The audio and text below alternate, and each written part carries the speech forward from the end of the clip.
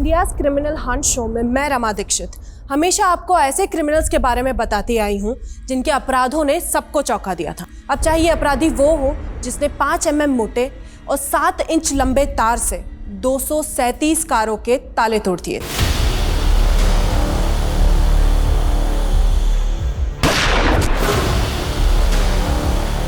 और वो क्रिमिनल भी आपको याद होगा जिसने 900 मीटर लंबी सुरंग खोदकर एक बैंक लूट लिया था, और वो क्रिमिनल भी कम नहीं था जिसको लूडो किंग कहते थे।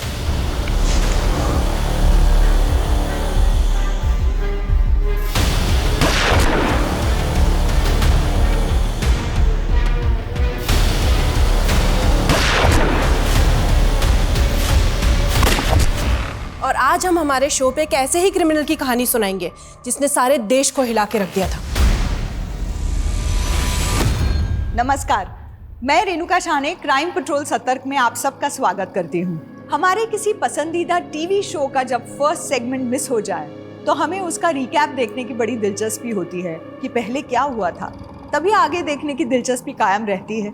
पर हमारी असल जिंदगी भी एक कहानी ही है जिसका अतीत हम जरूर जानते हैं, लेकिन अंत क्या होगा हमें नहीं पता होता। लेकिन फिर भी हम अपनी योजनाओं के नए नए प्लॉट गढ़ते हैं, ऐसे ऐसे ब्रेक पॉइंट्स पड़ाव निर्धारित करते हैं और फिर सोचते हैं इसका क्लाइमैक्स एक हैप्पी एंडिंग से भरपूर होना चाहिए। ये कहानी हर घर की है, हर वर्ग की है, सपने और संघर्ष के हर उस ट्विस्ट और टर्न की है जो कभी हमें हंसा देता है, कभी हमें रुला देता है। लेकिन फिर भी हर जिंदगी का एक अलग काल चक्र होता है, एक अलग पृष्ठभूमि होती है, और इस केस की पृष्ठभूमि काल को भी चुनौती देने वाली थी।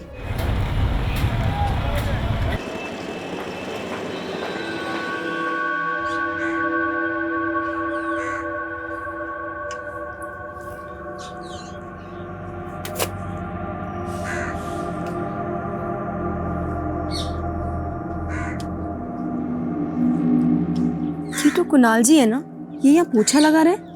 अरे हाँ, ये तो रोज मंदिर आके पोछा लगाते हैं, तभी तो इन पर लक्ष्मी जी का आशीर्वाद है। इतनी बड़ी कंपनी के वाइस प्रेसिडेंट, इतनी बड़ी कोठी और इतने रईस होने के बाद भी इनमें जरा भी घमंड नहीं है। इनके तो बच्चे भी काफी होनहार हैं।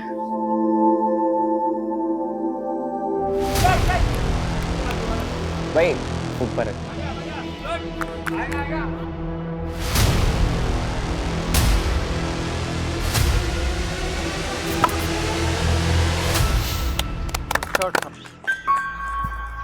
Well played Samarth, well played.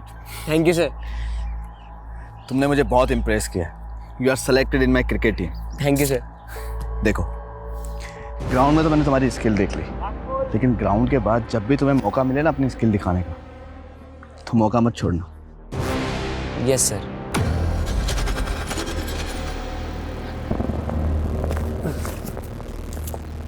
क्या हुआ समर्थ? सर मैं वॉशरूम जाके आता हूँ, ठीक है? हाँ।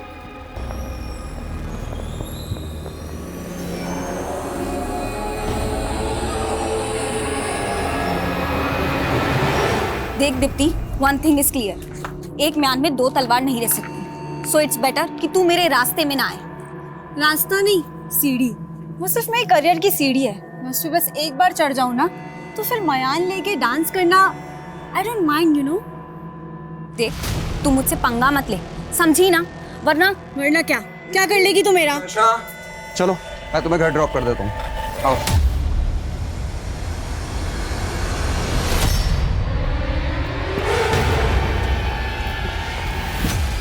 कोच का फेवरेट बनेगा, मेरी जगह लेगा। साले एक से एक गुंडे मेरे दोस्त हैं, ऐसा हाल करूंगा ना पानी भी नहीं मांगेगा।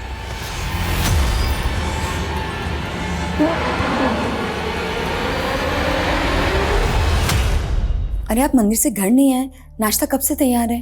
रोशनी, वो आज एकादशी है ना, तो मैं सीधा मंदिर से ऑफिस निकल गया। एकादशी आज नहीं, कल है। कल भी है और आज भी, और दोनों ही दिन मेरा उपवास रहेगा। अरे इतने दिन उपवास रखोगे तो आपकी सेहत पे असर आएगा ना। अच्छा चलो, अभी देर हो रही है, मुझे ऑफिस निकलना है। बाय। ठीक है।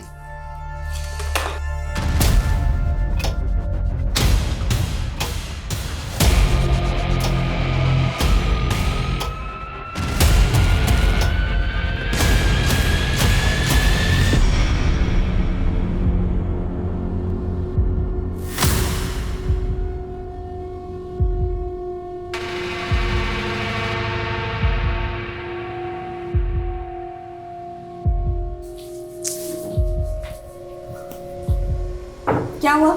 इतनी परेशान क्यों दिख रही है? माँ नर्वसनेस तो है, लेकिन एक्साइटेड भी हूँ। आपकी बेटी स्टार जो बनने वाली है। अच्छा, हाँ माँ, आपको पता है मुझे ना एक एल्बम में रोल मिला है, तो उसी के शूट के लिए कॉल आने वाला है। माँ मुझे ना आउट ऑफ टाउन जाना होगा, तो प्लीज़ पापा को कन्विंस कर लेना आप। कोई जरूरत नहीं है, और मैंने तुम्हें पहले भी मना किया था ना, ये मॉडलिंग नहीं चलेगी। पापा, आप समर को क्रिकेटर बना सकते हो, तुम मुझे मॉडलिंग क्यों नहीं करने देते? जब देखो तुम मेरे साथ सौतेला वाला बिहेव करते रहते हो। लेकिन मैं रुकूंगी नहीं, आप देखना, मैं शूट पे जरूर जाऊंगी। देखा, तुम्हारी वजह से बढ़ावा मिला है उसे। कैसे बात कर रही है मुझसे वो। अरे पर मैं दीप्ति दीप्ति दीप्ति अरे क्या हुआ समर? हाँ समर, क्या हुआ तुझे? बैठ। बैठ बैठ। क्या कैसे हुआ? लगी? हाँ बेटा, ये सब चोट कैसे लगी है? बोल। हाँ, ये सब कहाँ से?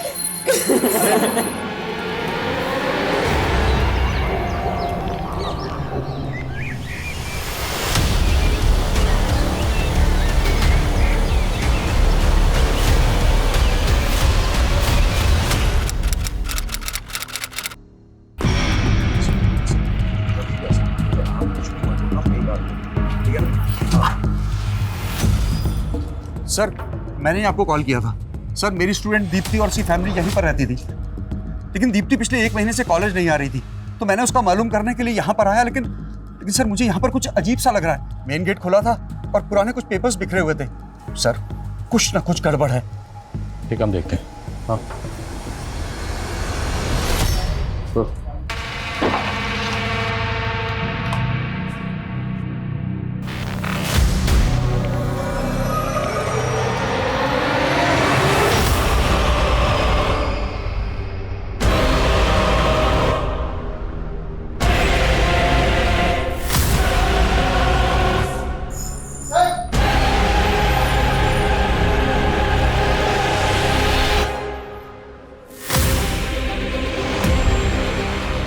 सर, एक यहाँ पे भी है।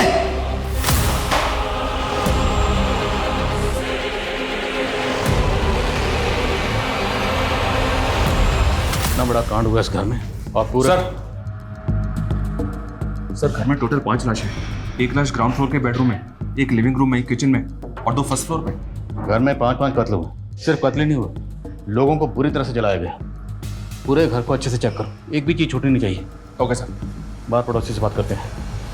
दीप्ति जिस कॉलेज में पढ़ती थी, मैं उसमें टीचर हूँ। उसका छोटा भाई सीसीपी के स्कूल में पढ़ता था। इस घर में दीप्ति के अलावा उसकी दादी और उसके माता पिता रहते थे। घर के अंदर 5 लाशें मिली हुई हैं जो बुरी तरह से जली हुई हैं। आप लोगों में से किसी ने कुछ देखा नहीं, कुछ सुना नहीं? नहीं सर, ये घर हमारे मोहल्ले से काफ़ी दूर है, तो हमें कोई आइडिया नहीं है क्या हुआ। दीप्ति के पेरेंट्स क्या करते थे? सर, दीप्ति के पिता कुणाल जी एक बड़ी कंपनी में वाइस प्रेसिडेंट थे। उनकी वाइफ हाउसवाइफ थी और उनकी माँ ने तो कुछ महीने पहले ही मौन व्रत धारण किया था। उनकी माँ तो हमेशा भगवान के नाम जपती रहती थी सर।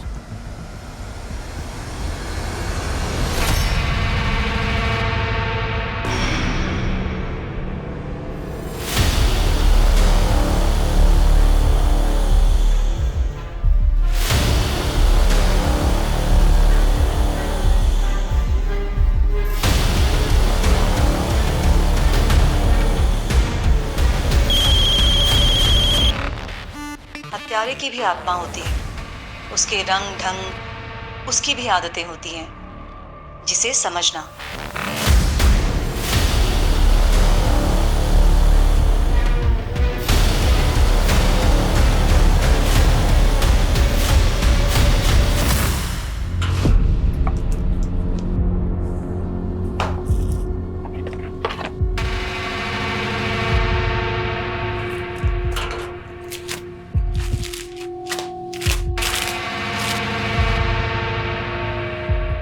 सर, देख के तो ऐसे लग रहा है कि घर में लूटपाट की गई है।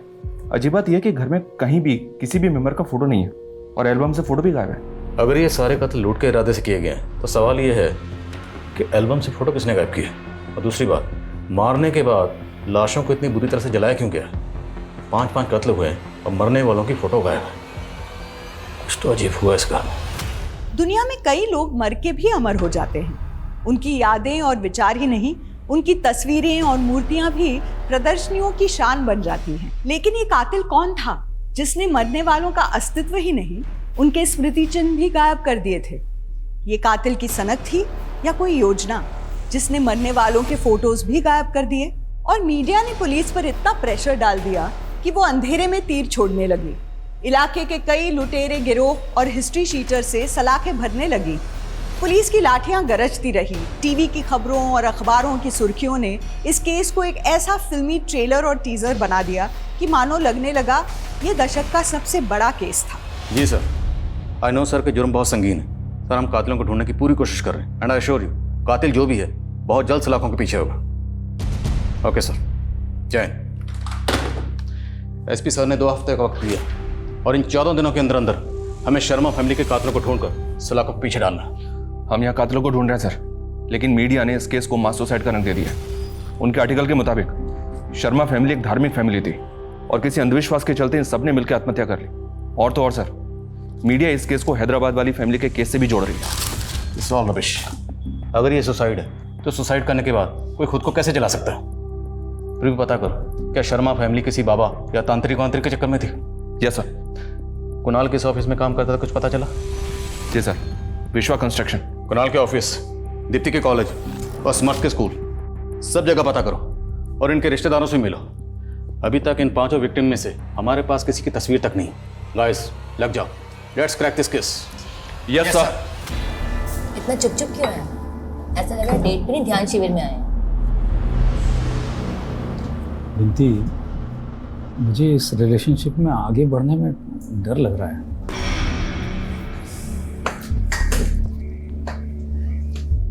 तुम्हें पता है तुमने 60 साल में शादी क्यों नहीं की? क्योंकि तुम अपने हर अफेयर से ऐसे दूर भागते रहे। लेकिन मैं तुम्हें कहीं नहीं जाने दूंगी। बिंती, तुम्हारी मेरी उम्र भी तो देखो। अरे ये तो अच्छी बात है ना कि तुम्हें इतनी जवान बीवी मिल रही है। इतनी प्रॉपर्टी, इतना जायदाद, मुझसे बेहतर कौन संभाल सकता है? हाँ, ऐसे क्या देख रहे हैं जैसे कि मैं आपको चीट करके भागने वाली हूँ।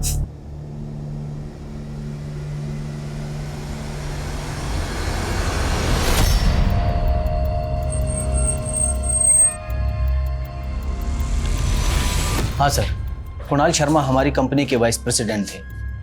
मुझे बहुत बुरा लगा जब पता चला कि वो और उनकी फैमिली। कौन होगा जिसने कुणाल और उसकी फैमिली के साथ ऐसा किया? आई मीन, कोई झगड़ा या ऑफिस में कोई बिजनेस राइवलरी? नहीं सर, इनफैक्ट उन्होंने तो 3 महीने पहले से ही ऑफिस आना बंद कर दिया था। क्यों? सर, करीब 3 महीने पहले एक आदमी ऑफिस आया था। उसका कुणाल सर के साथ बहुत बुरा झगड़ा हुआ था। बहुत हो गया तेरा। आज तुझे तेरे स्टाफ के सामने जलील करूंगा। सतीश, समझ में आएगा तेरे को? चल सतीश, निकल। क्या कर रहे हो तुम?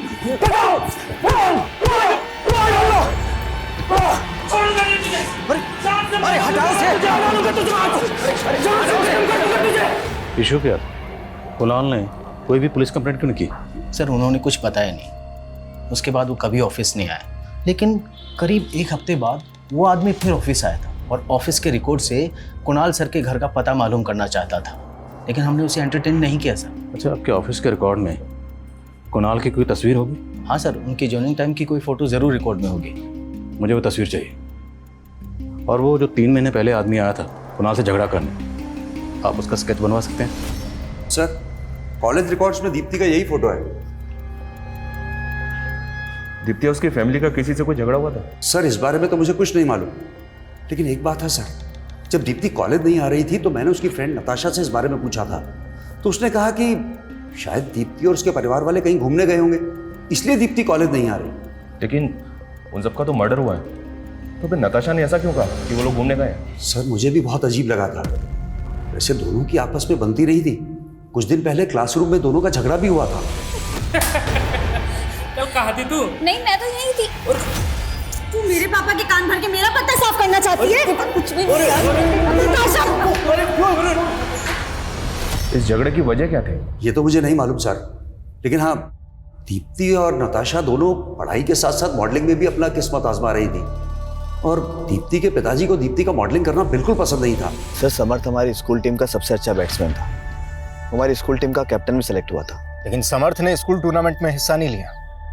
आपकी टीम का कैप्टन एब्सेंट था और आपने और आपके स्कूल ने ये जानने की कोशिश नहीं की कि सर एक्चुअली समर्थ ने कुछ टाइम पहले ही अपनी सिक लीव ली थी। क्यों, क्या हुआ था उसको? सर शायद उसे फीवर था, इसलिए आखिर में हमें हमारा स्क्वाड भी चेंज करना पड़ा।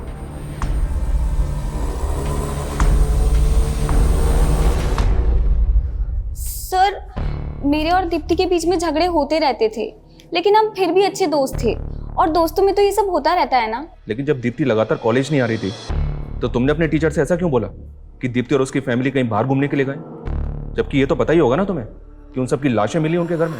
सर, मैंने ऐसा कुछ भी नहीं बोला कि वो लोग घूमने गए थे। तो तुम्हारे टीचर हमसे झूठ क्यों बोलेंगे? तुम्हारे टीचर ने हमसे यही कहा है कि तुमने ऐसा ही कहा उन्हें। नताशा, कहीं ऐसा तो नहीं कि तुम हमसे झूठ बोल रही हो? सर, मैं आपसे झूठ नहीं बोल रही हूँ और मुझे नहीं पता कि संदीप सर आपसे झूठ क्यों बोल रहे हैं।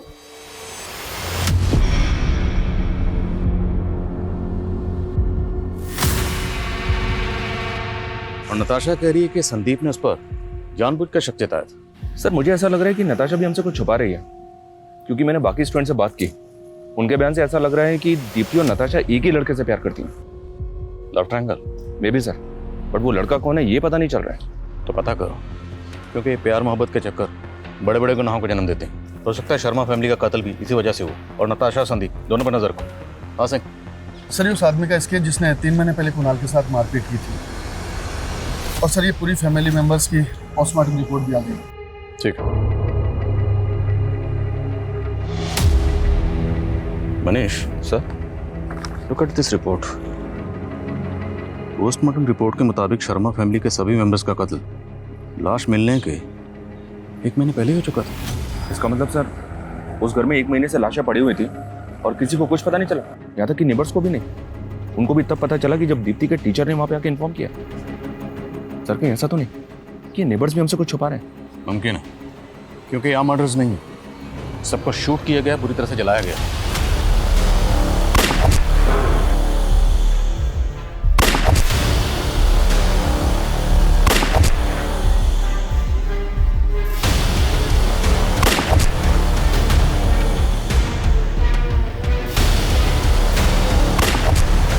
अब इतना तो साफ है, ये मास सुसाइड तो नहीं है और ना ही इन मौतों की वजह कोई अंधविश्वास है। These are all murders, brutal murders। इस फैमिली का किसी तांत्रिक बाबा से भी कोई कनेक्शन नहीं मिला है। ऐसा कौन हो सकता है सर, जिसने इन सबको इतनी बुरी तरह से जला के मार दिया, इनके फोटो तक वहां से गायब कर दिए? कातिल जो भी है उसे ढूंढना तो है और हम ढूंढेंगे उसे। उसकी आंखों के दोनों किनारों से नाक की चोंच तक करीब 43 डिग्री का एंगल है, लेकिन वेट लूज या गेन करने के बाद ये एंगल 43 से 41 डिग्री तक कम हो सकता है। नाक की लंबाई 13 सेंटीमीटर ही रहेगी, लेकिन ऊपर का होठ नीचे के होठ से 10% कम मोटा होगा। अगर आपको मुझसे शादी नहीं करनी थी तो मेरे करीब क्यों आए? मैंने अपना सब कुछ सौंप दिया और आप है कि शादी करने से मना कर रहे हैं। बिनती, देख मैं तुम्हारा दिल नहीं दुखाना चाहता हूँ। बात ये है कि कौन है? शर्म नहीं आती तुझे? बीच में मत पड़ बिनती, मेरी बेटी को फंसाएगा तू?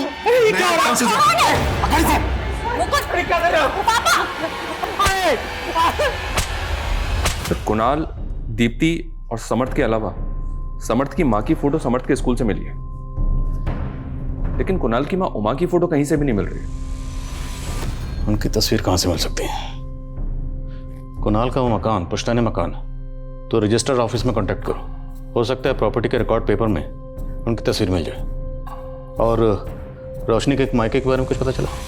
सर, आस पड़ोस की 2 औरतों ने रोशनी के मायके के बारे में 2 अलग अलग स्टेटमेंट दिए हैं। रोशनी दीदी शायद आगरा की रहने वाली थी, लेकिन आगरा में कहाँ की ये नहीं मालूम। लेकिन रोशनी दीदी आगरा की कैसे हो सकती है? उन्होंने तो मुझे बोला था कि वो कानपुर की रहने वाली है। लेकिन रोशनी ने पड़ोसियों को 2 अलग अलग मायके के बारे में क्यों बताया होगा? सर, समर्थ के स्कूल से पता चला है कि उसने सिक लीव ली थी, लेकिन मैंने शर्मा फैमिली के डॉक्टर से बात की तो उसने बताया कि उसे बुखार नहीं हुआ था, बल्कि वो सोडोमी का शिकार हुआ था। What?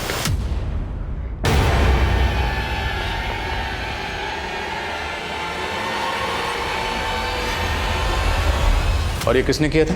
सर, फैमिली ने तो डॉक्टर को कुछ नहीं बताया था। जाहिर सी बात है, ये घिनौनी हरकत समर्थ के फ्रेंड सर्कल या स्कूल में से किसी ने की होगी। एक एक से ठीक से पूछताछ करो। सर, घर जाओ, कहीं तुम्हारे पापा को फिर से मालूम पड़ गया तो वो। मैं उनसे डरती नहीं हूँ और आपको भी डरना नहीं चाहिए। एक काम कीजिए, उठिए, पुलिस स्टेशन चलते हैं, उनके खिलाफ कंप्लेंट फाइल करेंगे। उठिए। क्या? मैं तुम्हारी मुसीबतें नहीं बढ़ाना चाहता। ये मुसीबतें तब तक खत्म नहीं होंगी जब तक हम शादी नहीं कर लेते। शादी? इतना सब कुछ होने के बाद भी? हाँ, मैं आप ही से शादी करूंगी, वरना वरना मरना मंजूर है मुझे। मैं सुसाइड कर लूंगी, शादी मैं आप ही से करूंगी। हाँ। क्या बात है? क्या पूछना चाहते हैं आप मेरे बेटे से? प्लीज हमें बच्चे से बात करने दीजिए। रोहन, हमें पता चला कि तुमने समर्थ के खिलाफ कंप्लेंट करवाई थी कि उसने हॉकी मार के तुम्हारी टांग तोड़ दी थी।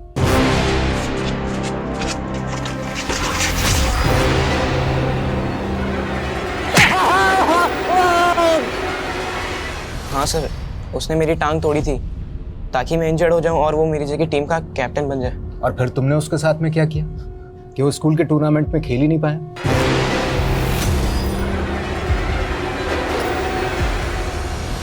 सर मैंने कुछ भी नहीं किया। समर्थ सोडोमी का शिकार हुआ है। अगर हमें पता चला कि तुमने उसके साथ में ये क्या बोल रहे हो आप? मेरा बेटा ऐसा नहीं है। सर मैं सच बोल रहा हूँ, मैंने कुछ भी नहीं करा समर्थ के साथ।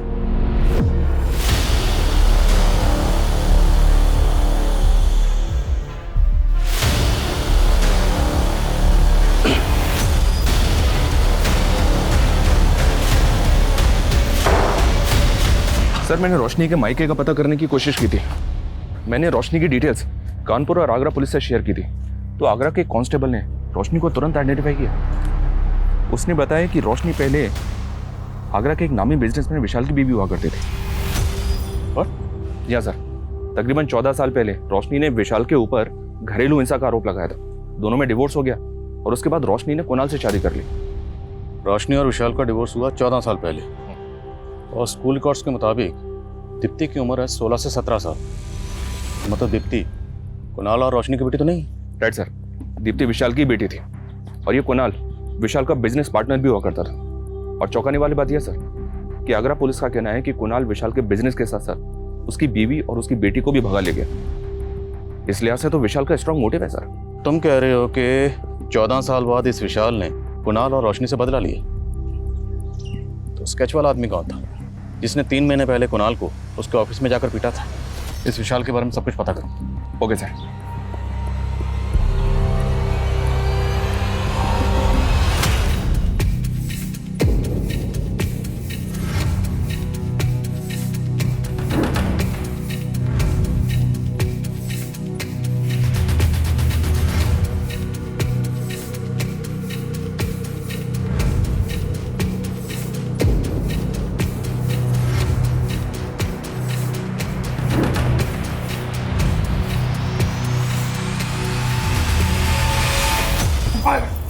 दीप्ति क्या कर रही हो? ओफो, शादी हुई हमारी, अब किस बात का डर? नहीं नहीं, मैं वो जरा लगता है फर्स्ट नाइट की नर्वसनेस है, मैं भी दूर कर देती हूँ। Let's play a game. रोशनी का पहला पति विशाल आगरा से गायब है सर। इसका फोन में बंद है। तो क्या वाकई विशाल इस क्राइम में इन्वॉल्व है? मालूम करो ये कहाँ गायब है। जी सर। और एक बात, मैं रजिस्ट्रार से मिला तो पता चला कि कुणाल का घर 2 महीने पहले इसकी बीवी रोशनी के नाम पे हो गया। ये कैसे मुमकिन है? क्योंकि कुणाल का वो घर तो पुश्तैनी घर है, तो कुणाल की माँ के रहते हुए वो घर उसकी बीवी के नाम कैसे हो सकता है? इतना ही नहीं सर, वो घर फास्ट कैपिटल नाम की फाइनेंस कंपनी के पास गिरवी रखा हुआ है। रोशनी ने उस घर पे 50 लाख का मॉर्गेज लोन लिया था। वो पैसा उसके अकाउंट में आया और 3-4 दिन के बाद ये सारा पैसा विड्रॉ कर लिया गया। कहीं ये पूरी फैमिली किसी धोखाधड़ी का शिकार तो नहीं हुई? सर अमिन, सर समर्थ को किसने मॉलेस्ट किया था इसके बारे में तो कुछ पता नहीं चल रहा है, लेकिन इस कोच रावत का एक पुराना इतिहास पता चला है।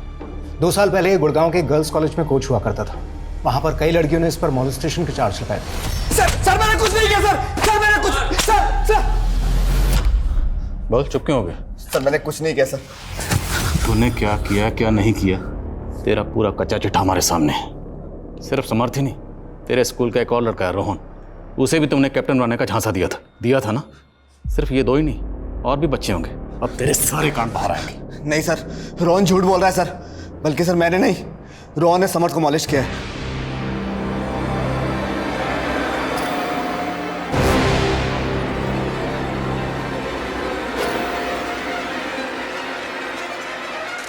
रोहन, छोड़ो इसे! छोड़! निकला ऐसे, निकला! तो रोहन के बारे में तुमने पहले क्यों नहीं बताया? सर वो रोहन का बाप बहुत पावरफुल है सर। सर वो समर्थ पे तब से खुंदक खा के बैठा है जब समर्थ ने रोहन की टांग तोड़ी थी।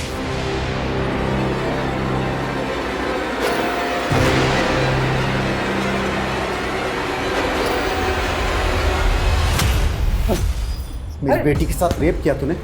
बहुत लंबा अंदर जाएगा तू। नहीं, बिंदी, ये क्या है?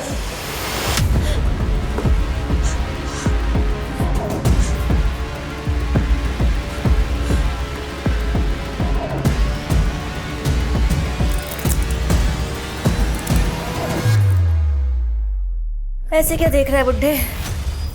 तूने मुझे पहचानने में ना गलती कर दी। अब एक काम कर, अपनी सारी धन दौलत और प्रॉपर्टी ना मेरे नाम पे कर दे, वरना मैं तुझे रेप के चार्जेस में फंसा दूंगा। इतना बड़ा धोखा मेरे साथ।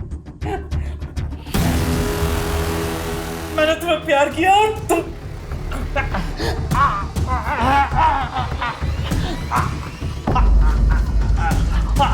इसे तो हार्ट अटैक आ गया। अब क्या करें इसका? हॉस्पिटल लेके चलते हैं, चलो चलो। मुझे पता चला कि आप मुझे आगरा में ढूंढ रहे हैं। मैं लखनऊ गया हुआ था किसी काम से। बताइए क्या बात है? रोशनी आपकी बीवी थी? मुझे पता है कि आप क्या जानना चाहते हैं।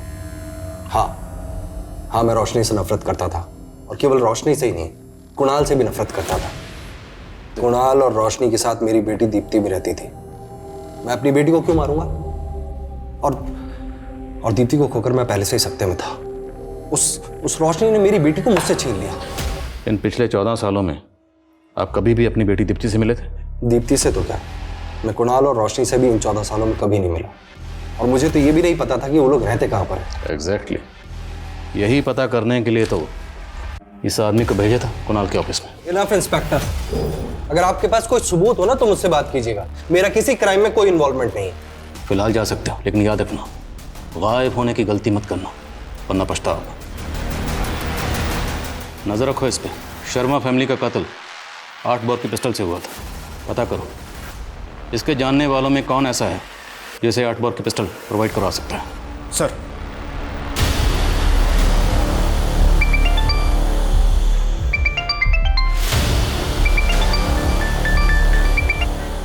हाँ, कर रहा हूं तुम्हारा काम। अभी फोन काटो, मेरा ध्यान टूटता है।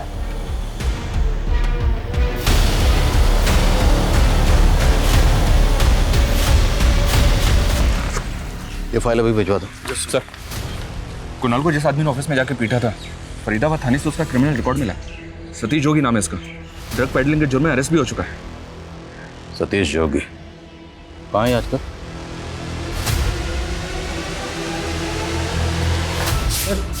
सर मैंने कुछ नहीं किया सर। तूने कुछ नहीं किया? हाँ, तो तू कुणाल के ऑफिस में जाकर उसे धमकाता क्यों था? उसके साथ झगड़ा क्यों करता था? और तू कुणाल का एड्रेस क्यों पता कर रहा था? क्या नफरत थी तेरी उससे? कोई नफरत नहीं थी सर मेरी उससे। कुणाल एक इवेंट ऑर्गेनाइज वाली कंपनी शुरू करने वाला था, उसमें पैसा इन्वेस्ट किया था मैंने, मेरा शेयर लगा था उसमें। लेकिन फिर ड्रग के केस में मैं अंदर चला गया और बाहर आने पर कुणाल मुझसे पल्ला झाड़ने लगा। देख सतीश, अगर मुझे पहले पता होता ना कि तू गलत धंधा करता था तो मैं कभी भी तुझसे उस कंपनी में इन्वेस्ट नहीं करवाता। और वैसे भी तेरे अंदर होते ही मैंने उस इवेंट कंपनी को स्टार्ट करने का आइडिया ड्रॉप कर दिया था। अरे लेकिन पैसा तो मैंने लगाया ना उस कंपनी में, वो कौन देगा? हाँ तो दे दूंगा, वैसे भी मैं पाप की कमाई नहीं रखता हूँ। कुणाल तेरे पैसे नहीं दे रहा था, इसलिए तूने कुणाल और उसकी पूरी फैमिली को। मैंने कुछ नहीं किया सर, मेरा यकीन कीजिए, मैंने कुछ भी नहीं किया। सर, ये सतीश जोगी भी कुछ नहीं उगल रहा है। हाँ, लेकिन ये बोल रहा है कि कुणाल इवेंट कंपनी खोलने वाला था। कुणाल विशाल का बिजनेस पार्टनर भी था और इतनी बड़ी कंपनी में वाइस प्रेसिडेंट था। फिर भी जब कुणाल ने अपना पुश्तैनी मकान अपनी बीवी रोशनी का नाम किया तो रोशनी ने वह मकान गिरवी रखा और 50 लाख का लोन उठाया। लोन की रकम गायब। ये सब कुछ बहुत अटपटा लग रहा है। सर, हम दीप्ति की दोस्त नताशा पर नजर बनाए हुए हैं। वो अक्सर इस योगेश नाम के लड़के से मिला करती है। सर, ये योगेश एक मॉडल कोऑर्डिनेटर है, साकेत में ऑफिस है इसका। पता चला है कि दीप्ति अक्सर इसके साकेत वाले ऑफिस में जाया करती थी। तो कैसे योगेश ने दीप्ति को झांसा दिया होगा? कैसे योगेश और नताशा की दोस्ती का क्या राज है? सर, ये योगेश दीप्ति को अक्सर एक होटल में ले जाया करता है और इसके अलावा भी इसके कई लड़कियों से अफेयर।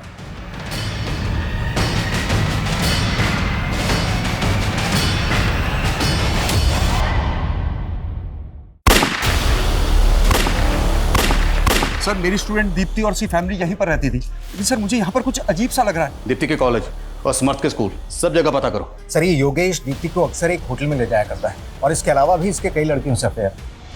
सर मैं मानता हूँ कि मैंने दीप्ति को एक मॉडलिंग असाइनमेंट दिलवाया था, लेकिन उसकी पूरी फैमिली मारी गई, तो इसमें मेरा क्या कसूर है सर? तो क्या करता है सब पता कर लिया हमने। तो ये बता कि 16 सितंबर को दीप्ति को होटल में क्यों बुलाया था?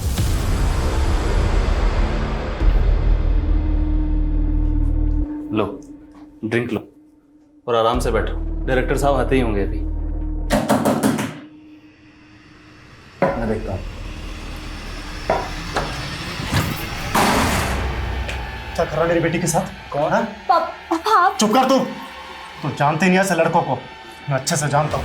बोल, कैमरा कहाँ लगा रखा है? अरे अंकल, अंकल क्या कर रहे हैं? कैमरा कहाँ लगा रखा है तूने? अरे ऐसा कुछ नहीं है, आपको जरूर कोई गलतफहमी हुई है। गलतफहमी हुई है? होटल के स्टाफ ने सब बता दिया।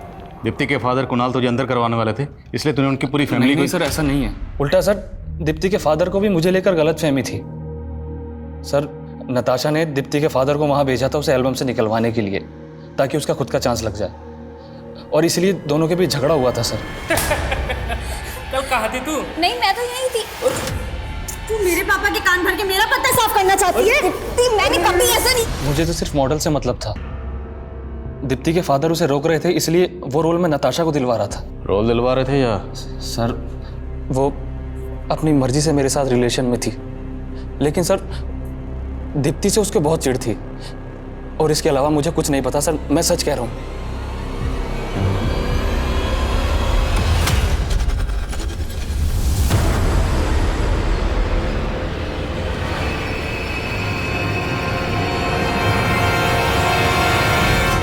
ये योगेश बहुत पहुंची हुई चीज है सर, इसकी बात का भरोसा नहीं कर सकते।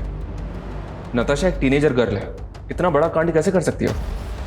इसकी उम्र पे मत जाओ, ये आजकल के टीनेजर बच्चे जेलसी वेलसी के चक्कर में किसी भी हद तक जा सकते हैं। मत भूलो, इसका गलत आदमी से कनेक्शन था, और इसने अपने टीचर संदीप पे भी शक जताया था। सर, हमें हमारी खबरियों से इस हिस्ट्री शीटर तेजस्वी के बारे में मालूम चला है।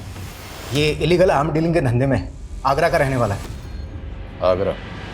विशाल भी आगरा का रहने वाला है। इन दोनों का आपस में कोई कनेक्शन?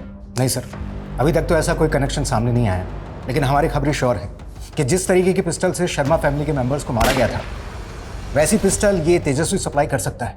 और सर, ये काफ़ी टाइम से अंडरग्राउंड भी है। पता करो कहाँ अंडरग्राउंड है। अब विशाल को बुलाओ, इस बार ज़रा उससे अच्छे से बातचीत करनी पड़ेगी। सर,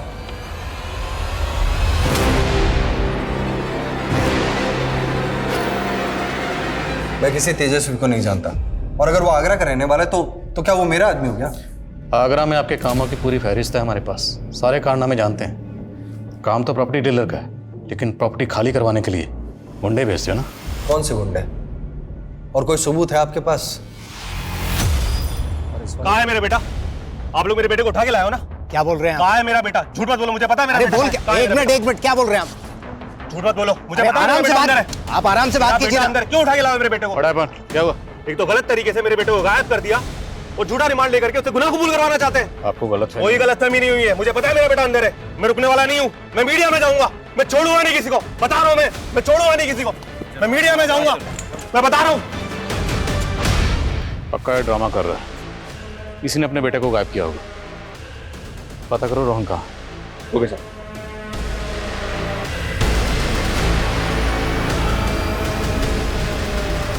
सर वो झूठे एलिगेशन लगा रहे हैं हम पे। सर मुझे तो शक है कि sir sir sir sir please, sir please मुझे एक हफ्ते का टाइम दीजिए। Sir we are very close sir. Okay sir, जय सर। सर, उस रोन का कहीं पता नहीं चल रहा सर, पता नहीं कहाँ गायब हो गया, और ना ही उस इलीगल आर्म डीलर तेजस्वी का। अब ये केस हमारे हाथ से निकल चुका है। एसपी सर का फ़ोन था, उनका कहना है कि अब इस केस को एसआईटी सॉल्व करेगी। We are no more in this case. इस केस की जांच के लिए सिर्फ एसआईटी का गठन ही नहीं हुआ, बाद में सेंट्रल इन्वेस्टिगेटिव एजेंसी भी इस केस में आई थी, लेकिन जांच का दायरा कभी नहीं बदला। पहली जांच में सामने आए सस्पेक्ट्स दूसरी और तीसरी जांच में बढ़ जरूर गए, लेकिन असली गुनहगार को कभी कोई जीरो डाउन नहीं कर पाया। धीरे धीरे ये केस बिना किसी नतीजे के ठंडे बस्ते में चला गया। ये केस साल 2000 में आया था और साल 2019-20 आते आते इस केस को हर कोई भूल चुका था, लेकिन इस केस को अब एक नई शोहरत मिलने वाली थी। जिस सरगर्मी से ये केस 20 साल पहले शुरू हुआ था, उतनी ही गर्मजोशी से इस केस का 20 साल बाद फिर से एक नया आगाज होने वाला था।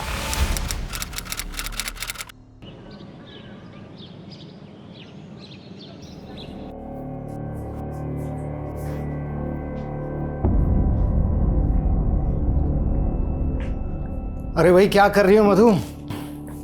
आपको तो अपनी ड्यूटी से फुर्सत ही नहीं है। हर साल कहते हैं घुमाने लेकर जाएंगे, लेकिन लेके जाते ही नहीं है। इसलिए हमारे पुराने ट्रिप की फोटोज देख रही हूँ। चलो भाई, अच्छा ही है कि तुम तो पुरानी यादें संभाल रही हो। एक minute,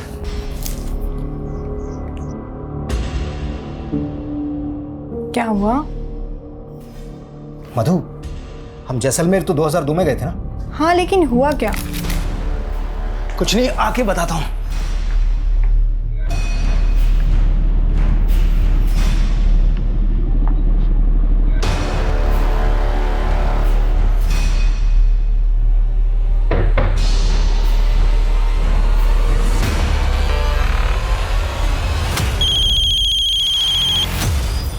hello, Jain sir. Sir मैं अमर सक्सेना बोल रहा हूँ। हाँ अमर, बड़े सालों बाद फोन किया। सर आपको शर्मा फैमिली वाला वो केस याद है जिसमें 5 फैमिली मेंबर्स को मार के जला दिया गया था? हाँ हाँ, ऑफ कोर्स याद है। बात क्या है? सर अगर आप उस केस को रीओपन करवा सकते हैं तो प्लीज करवाइए सर, मुझे एक स्ट्रॉन्ग लीड मिला है। ओके।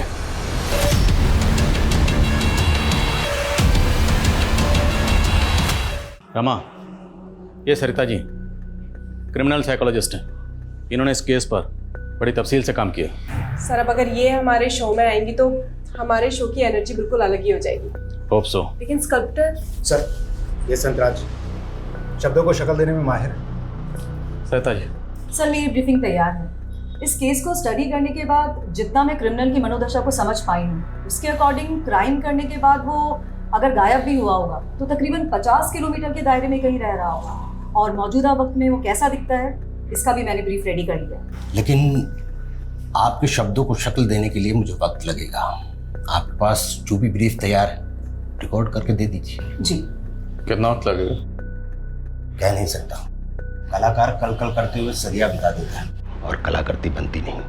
कलाकार साहब, आपके पास वक्त की कमी नहीं होगी, पर हम कानून के रखवाले हैं, हमें इंसाफ दिलाना होता है। ये शो अगले 14 दिनों में टेलीकास्ट होगा, तब तक सब कुछ क्लियर हो जाना चाहिए। जी। हम आज हमारे शो में पहली बार लाइव आकर एक क्रिमिनल की तलाश करने वाले हैं। ऐसा आज तक पहले किसी क्राइम शो में नहीं हुआ है। और हमारी आज की स्पेशल गेस्ट हैं क्रिमिनल साइकोलॉजिस्ट सरिता सचदेवा जी, जिन्होंने 20 साल पहले गायब हुए एक क्रिमिनल की ऐसी रुखरेखा तैयार करी है जिसे हमारे स्कल्प्टर संतराज जी ने एक मूर्ति में गढ़ा है। इसके पीछे उसी क्रिमिनल का चेहरा छुपा है जो 20 साल पहले हुए शर्मा फैमिली मर्डर केस का प्राइम सस्पेक्ट है।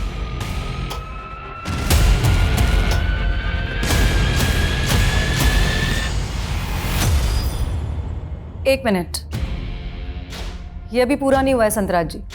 जैसी इस क्रिमिनल की मनोदशा थी, आज 20 साल के बाद वो अपनी आईसाइट लूज कर चुका होगा। वो स्पेक्स पहनता होगा। नहीं, उस माइंडसेट वाला क्रिमिनल इस तरह का फ्रेम कभी यूज नहीं करेगा। वो ब्लैक थिक फ्रेम यूज करेगा।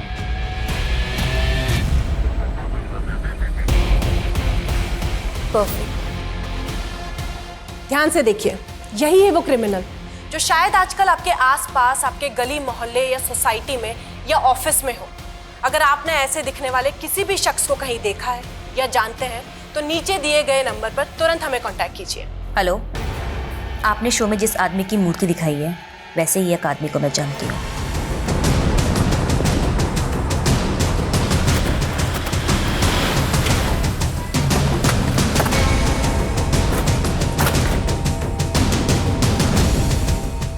सर, वो धोखेबाज यही रहता है।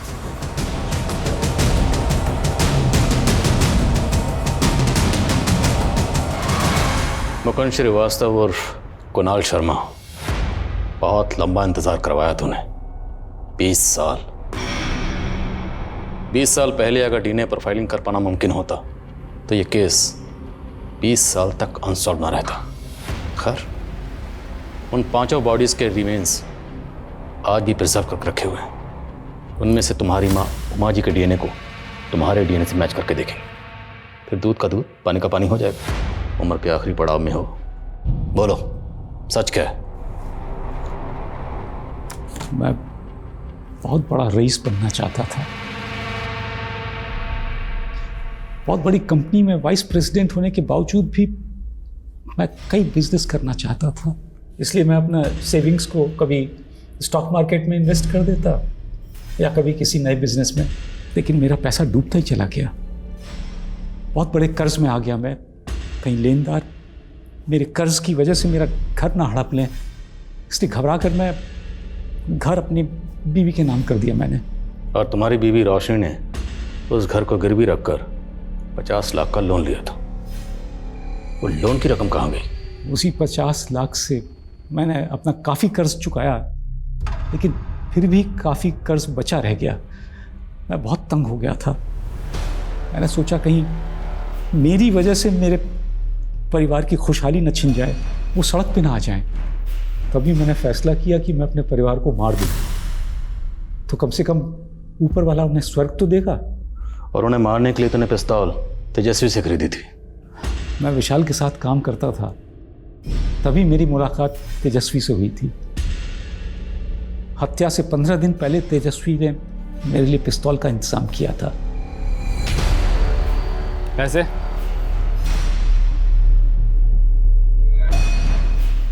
ये क्या, ये तो आधे पैसे हैं। 15 दिन के बाद बाकी का भी दे दूंगा, फिलहाल इतना ही। फिर 15 दिन बाद तेजस्वी मुझसे पैसे लेने आने वाला था। मैंने तय किया कि उसी दिन मैं अपने परिवार को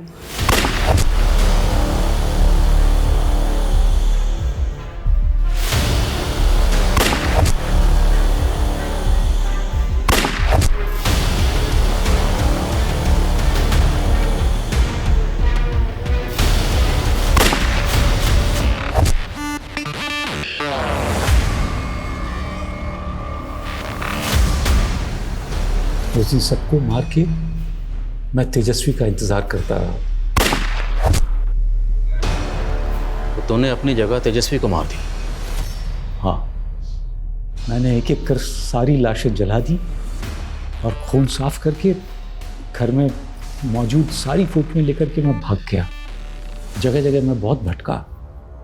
आखिरकार मैंने अपनी नई पहचान बना ली, मुकुंद श्रीवास्तव। मैंने एक छोटी सी नौकरी पकड़ी और साइड में अपना बिजनेस शुरू कर दिया। वहीं से मेरी किस्मत का चक्का चल पड़ा। लेकिन मैं अकेला था। विनती आई, मेरी पत्नी, लेकिन उससे मुझसे नहीं, मेरी दौलत से प्यार था, इसलिए मुझे पकड़वाया। बहुत कमीनी थी वो। सबसे बड़ा कमीना तो तू है। कमीना और खुदगर्ज, जिसने अपनी पूरी फैमिली को मार दिया, अपनी बीवी को, अपने छोटे छोटे बच्चों को, यहाँ तक कि अपनी माँ को भी। सिर्फ मारा ही नहीं, उन्हें पूरी तरह से जला दिया। तेरे पाप इतने घिनौने हैं ना, तुझे नर्क से भी धक्के मारकर बाहर निकाला जाएगा।